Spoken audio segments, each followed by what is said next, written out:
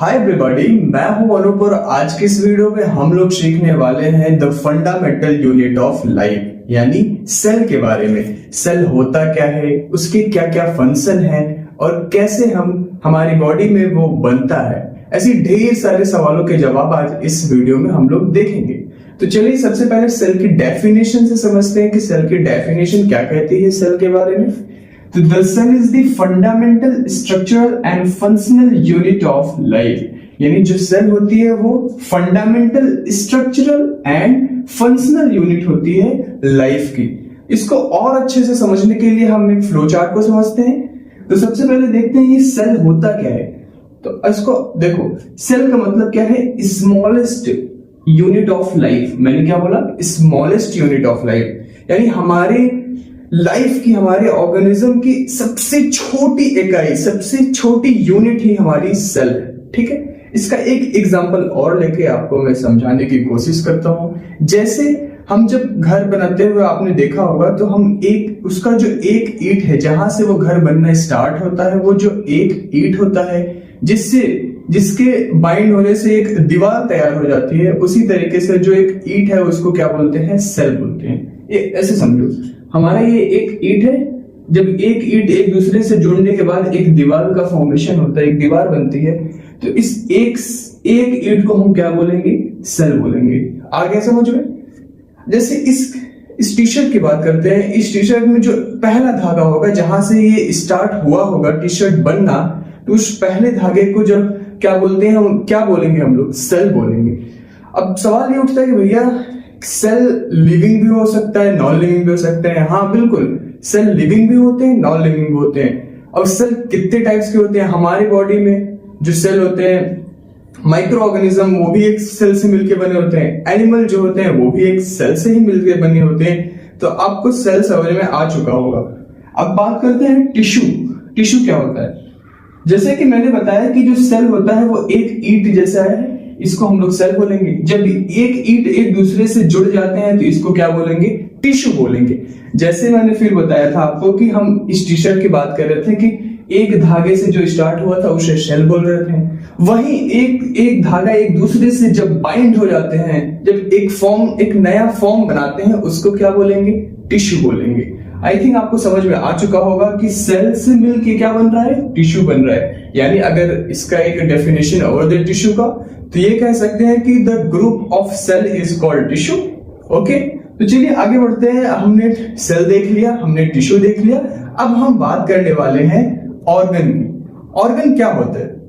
हमारे बॉडी में different organ है, चाहे वो रिस्पिरेटरी ऑर्गन हो गए, जैसे लंग की बात कर लिया, मैं किडनी की बात कर रहा हूं, मैं स्टमक की बात कर रहा हूं। तो ये डिफरेंट ऑर्गन किससे मिलकर बना है?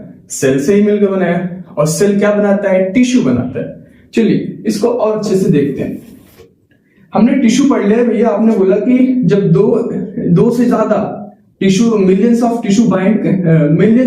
सेल बाइंड करके हमारा क्या बनता है, टिश्यू बनता है। ठीक है, यानी ये सब हमारे मिलके क्या बन रहे हैं, टिश्यू बन रहे हैं। ठीक है भैया, अब इसी ढेर सारे मिलियंस ऑफ टिश्यू मिलेंगे। मैंने क्या बोला, मिलियंस ऑफ टिश्यू, ना कि सेल। मिलियंस ऑफ जब टिश्यू बाइंड करेंगे एक दूसरे से, तो हमारा किसका फॉर्मेशन होगा, ऑर्गन का फॉर्मेशन होगा। और वो कौन कौन सा ऑर्गन हो सकता है, इसको एग्जांपल समझने के लिए आप किडनी ले सकते हैं, लीवर ले सकते हैं, हार्ट ले सकते हैं, हाँ लंग ले सकते हैं, पैंक्रियाज ले सकते हैं, स्टमक ले सकते हैं। ये सब किससे मिलकर बने हैं? ग्रुप ऑफ टिश्यू से, ना कि ग्रुप ऑफ सेल से, ग्रुप ऑफ टिश्यू से। और टिश्यू किससे बना है? सेल से बना है। ठीक है, तो आपको ऑर्गन समझ में आ गया होगा। हम बात कर रहे हैं ऑर्गन्स की। ऑर्गन समझ में आ गया कैसे बना है। ऑर्गन बना है हमारा टिश्यू से बना है, और टिश्यू किससे बना है, हमारा सेल से बना है। ओके, अब बात करते हैं कि भैया आपने बोला कि ऑर्गन, मैंने कहा ठीक है, ऑर्गन आपको समझ में आ गया कि ग्रुप ऑफ टिश्यू से मिलकर हमारा ऑर्गन बन चुका है। अब ये ऑर्गन सिस्टम क्या है भैया? ऑर्गन सिस्टम क्या होता है? अब हमारे बॉडी में एक ऑर्गन तो नहीं है, केवल लीवर ही बस नहीं है, और भी ढेर सारे ऑर्गन है। चाहे वो अपेंडिक्स की बात कर ले, चाहे वो किडनी की, liver, heart, stomach, small intestine, large intestine, ये सब क्या है? ये सब एक डिफरेंट ऑर्गन है। और इसी डिफरेंट ऑर्गन जब एक साथ आ जाते हैं तो उसे हम क्या बोलते हैं, एक सिस्टम बिल्ड करते हैं। उसे क्या बोलेंगे हम लोग, एक सिस्टम। यानी ऑर्गन सिस्टम वो होता है जहां पे एक से ज्यादा डिफरेंट ऑर्गन होते हैं, और ये ऑर्गन किससे मिले बने हैं? टिश्यू से मिलकर बने हैं। तो ये आपको ऑर्गन सिस्टम समझ में आ गया। जब एक से ज्यादा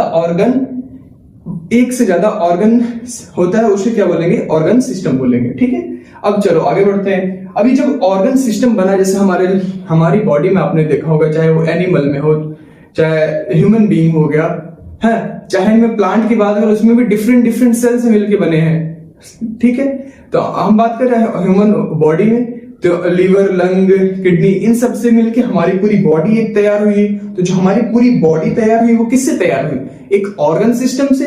ऐसा तो नहीं था कि केवल लीवर से ही पूरी बॉडी बन सकती थी, नहीं, क्योंकि हमारी बॉडी में डिफरेंट फंक्शन होते हैं, और डिफरेंट फंक्शन होने के लिए डिफरेंट ऑर्गन की जरूरत होती है।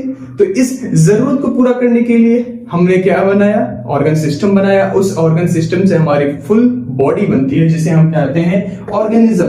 ठीक है, तो एक बार फिर से रिकॉल करते हैं, सेल क्या होता है? स्मॉलेस्ट यूनिट की बात हो गई, स्मॉलेस्ट यूनिट ऑफ हमारी लाइफ, उसको हम लोग सेल बोलेंगे। ठीक है, उसके बाद टिश्यू क्या है? जो सेल से बाइंड होके, जब एक से ज्यादा सेल बाइंड होके बनते हैं तो उसे हम क्या बोलेंगे? टिश्यू बोलेंगे। हमारा ऑर्गन क्या है? जब मिलियंस ऑफ टिश्यू मिलेंगे तब जाके हमारा ऑर्गन बनेगा। और हमारा ऑर्गन सिस्टम क्या है? जब एक से ज्यादा ऑर्गन एक साथ आते हैं, अलाइन होते हैं, उसको हम लोग बोलेंगे ऑर्गन सिस्टम। क्योंकि ऑर्गन सिस्टम, हमारी जो बॉडी है वो एक ऑर्गन से तो नहीं चलती है ना, तो इसीलिए डिफरेंट जब ऑर्गन एक सिस्टम में क्रिएट होते हैं तो उसको बोलते हैं ऑर्गन सिस्टम। ठीक, और उसी ऑर्गन सिस्टम से हमारी एक बॉडी बनती है, हमारे एक ऑर्गेनिज्म बनते हैं। ठीक है, चाहे वो प्लांट हो, चाहे वो एनिमल, चाहे वो माइक्रो ऑर्गेनिज्म।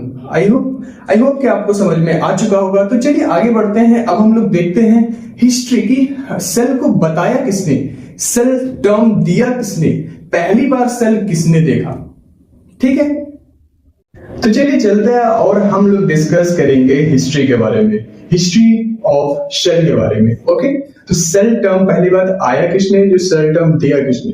तो सेल टर्म देने वाले थे हमारे सर रॉबर्ट हुक ने। इन्होंने हम पहली बार सेल टर्म को डिफाइन किया। कैसे किया, कब किया? 1665 में इन्होंने बताया। अभी किस बेस पे, कैसा रिसर्च करके इन्होंने बताया? तो इन्होंने पहले पेड़ की छाल ली, उसकी कॉर्क, उस पेड़ की छाल के ऊपर की लेयर को निकालकर अपने माइक्रोस्कोप में देखा, और उन्होंने एब्जॉर्ब करके ये जो देखा उसी को उन्होंने सेल बोला। ठीक, तो सेल कब आया था? 1665 में। इन्होंने जो ये एक्सपेरिमेंट किया था वो किया था डेड सेल पर, ना कि लिविंग सेल पर। आई होप कि आपको ये रॉबर्ट हुक की डिस्कवरी समझ में आ चुकी होगी। तो चलिए आगे बढ़ते हैं कि एंटोनी वॉन लुइनहुक ने पहली बार लिविंग सेल पर रिसर्च करके बताया कि लिविंग सेल क्या होती है। अब इन्होंने ये कब किया था? 1674 में। पहली बार सेल टर्म देने वाले थे 1665 में। और तो अभी तक हमने पढ़ा कि रॉबर्ट हुक ने हमें क्या दिया? सेल टर्म दिया। एंटोनी हुक ने हमें क्या दिया? लिविंग सेल को बताया, कि हमने पढ़ चुका। अब हम लोग देखते हैं कि रॉबर्ट ब्राउन ने क्या किया। रॉबर्ट ब्राउन ने बताया कि सेल के अंदर एक न्यूक्लियस पाया जाता है। अभी न्यूक्लियस क्या होता है ये हम आगे पढ़ेंगे। ये सेल के अंदर ये न्यूक्लियस जो होता है, इस न्यूक्लियस टर्म को इन्होंने कब दिया था? न्यूक्लियस कब बताया था, कब डिस्कवर किया था? 1813 में बताया। किसने बताया? रॉबर्ट ब्राउन ने। ठीक है, आपको ये टर्म याद रखना होगा कि रॉबर्ट ब्राउन ने न्यूक्लियस को दिया। एग्जाम में रॉबर्ट हुक, रॉबर्ट ब्राउन दोनों आ जाता है तो हम कंफ्यूज हो जाते हैं, तो ये चीजें आपको याद रखनी चाहिए। ठीक है, इसका Metellus Sacheladon and Theodore Sachuel was given that all living organisms are made up of cell in 1838 to 1839। इसका मतलब क्या है कि इन दोनों साइंटिस्ट ने मिलके प्लांट सेल पे और एक एनिमल सेल पर रिसर्च किया, और रिसर्च करने के बाद इन्होंने पाया कि जितने भी लिविंग ऑर्गेनिज्म है वो किससे मिलके बने हैं? सेल से मिलके बने हैं। यानी प्लांट भी सेल से मिलके बना है और एनिमल भी सेल से मिलके बना है। ओके, और ये जो इन्होंने बताया, ये कब बताया, ये थ्योरी कब दी, ये स्टेटमेंट कब दिया इन्होंने? 1838 में और 1839 के बीच में इन्होंने स्टेटमेंट दिया। ऑफ ऑर्गेनिज्म, यानी ऑर्गेनिज्म को किस किस क्लास में डिवाइड किया गया है। ठीक है, तो सबसे पहले क्लास है यूनिसेलुलर, यानी वो यूनिसेलुलर मतलब होता है, यूनि मींस होता है वन, या बोल सकते हैं सिंगल सेल। यूनिसेलुलर मतलब सेल। ओके, यानी those which are made up of one cell, यानी वो ऑर्गेनिज्म, वो माइक्रो ऑर्गेनिज्म, वो ऑर्गेनिज्म जो किससे मिलकर बने हो, एक सेल से मिलकर बने होते हैं, उसको हम लोग क्या कहेंगे, यूनिसेलुलर बोलेंगे। जैसे कि बेसिकली एनिमल बहुत कम होता है, हम ह्यूमन बीइंग ऐसा पॉसिबल नहीं है कि वो एक सेल से मिलकर बने होते हैं, लेकिन कुछ माइक्रो ऑर्गेनिज्म होते हैं जैसे कि बैक्टीरिया हो गया, पैरामीशियम हो गया, क्लेमाइडोमोनास हो गया, ये सब क्या है, एक यूनिसेलुलर ऑर्गेनिज्म है, यानी वो ऑर्गेनिज्म जो किससे, एक सेल से मिलकर बने होते हैं। तो आई होप कि आपको यूनिसेलुलर समझ में आ गया है। एक बार फिर से रिकॉल करते हैं। यूनि मींस होता है वन, सेलुलर मतलब होता है सेल, यानी वन सेल से जो ऑर्गेनिज्म बने होते हैं उसको हम लोग क्या कहेंगे, यूनिसेलुलर ऑर्गेनिज्म कहेंगे, जैसे कि बैक्टीरिया, क्लेमाइडोमोनास एंड पैरामीशियम। तो चलिए अभी हम लोग सीखेंगे कि मल्टीसेलुलर क्या होता है। मल्टी मींस होता है मोर देन वन, यानी एक से ज्यादा सेल से जो ऑर्गेनिज्म बनेंगे उसको हम लोग क्या बोलेंगे, मल्टीसेलुलर ऑर्गेनिज्म बोलेंगे। एक बार इसकी डेफिनेशन पढ़ते हैं। Those organism which are made up of more than one cell that is called multicellular organism. Okay, यानी एक से ज्यादा, यानी जब एक से ज्यादा बने होते हैं ट्रिलियंस ऑफ सेल से मिलकर बने होते हैं। जैसे कि बात करो ह्यूमन बीइंग हो गया, प्लांट हो गया, एनिमल हो गया, ये सब क्या है, ये सब एक सेल से ज्यादा मिलकर बने हैं, यानी मिलियंस ऑफ सेल से मिलकर बने हैं, इसीलिए इसको मल्टीसेलुलर ऑर्गेनिज्म बोलते हैं। ठीक है, तो चलिए अब हम लोग सीखेंगे सेल की। हमने एक स्ट्रक्चर बनाया, इसमें समझते हैं कि सेल के अंदर क्या क्या पाया जाता है।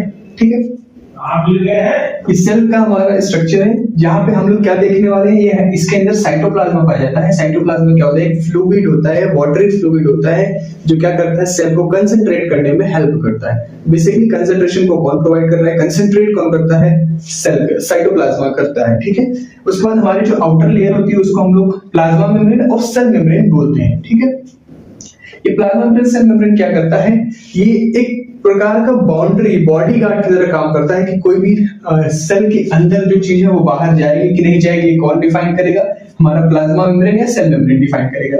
ठीक है, बाहर की चीजें कोई भी अंदर आएंगी, ये कौन डिफाइन करेगा, प्लाज्मा मेम्ब्रेन और सेल मेम्ब्रेन डिफाइन करेंगे। ओके, इसके अंदर ढेर सारे ऑर्गेनल पाए जाते हैं, जैसे कि हमारा एंडोप्लाज्मिक रेटिकुलम हो गया, माइटोसिस बोल सकते हैं जिसको, है ना, न्यूक्लियस हो गया, ये सब क्या करते हैं। न्यूक्लियस क्या होता है, न्यूक्लियस एक ब्रेन होता है सेल का, जिसके अंदर क्या पाया जाता है, हमारा डीएनए पाया जाता है, जो कि क्या है, जेनेटिक मटेरियल बोलते हैं इसे। तो जितने भी ये ऑर्गेनल होते हैं, ये सब किसके अंदर आते हैं, हमारे सेल ऑर्गेनल के अंदर आते हैं, जो हमारा mitochondria, plastids, endoplasmic reticulum, vacuole. ठीक है, आपको समझ में आ चुका होगा। अब इसको थोड़ा डिटेल में समझते हैं कि हमारा प्लाज्मा मेम्ब्रेन क्या होता है। उसके साथ साथ कुछ सेल मैं बात कर रहा हूँ कुछ सेल में, जैसे कि प्लांट सेल में एक और आउटर लेयरिंग होती है, जिसको क्या बोलते हैं, सेल वॉल बोलते हैं, जिसको क्या बोलते हैं, सेल वॉल बोलते हैं। ये जो सेल वॉल होता है, ये क्या करता है, ये आउटर लेयर होता है किसका, प्लाज्मा मेम्ब्रेन का, इसी को क्या बोलते हैं, सेल वॉल बोलते हैं। अब सेल वॉल के बारे में थोड़ा डिटेल में पढ़ेंगे आगे कि सेल वॉल होता क्या है और ये प्लांट में ही क्यों पाया जाता है, बिकॉज ये डेड सेल होता है।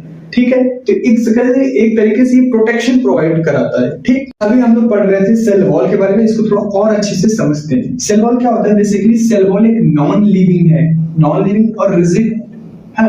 सेल वॉल एक नॉन लिविंग और रिजिड लेयर है। ये क्या करती है, प्रोटेक्शन और शेप प्रोवाइड करती है, और ये कहां पे होती है, प्लाज्मा मेम्ब्रेन के ऊपर होती है, प्लाज्मा मेम्ब्रेन के आगे होती है। ठीक है, ये कुछ प्लांट और कुछ माइक्रो ऑर्गेनिज्म में पाई जाती है, वो आगे हम अभी बताएंगे। ये किससे मिलके बनी होती है वो भी हम आपको बताएंगे।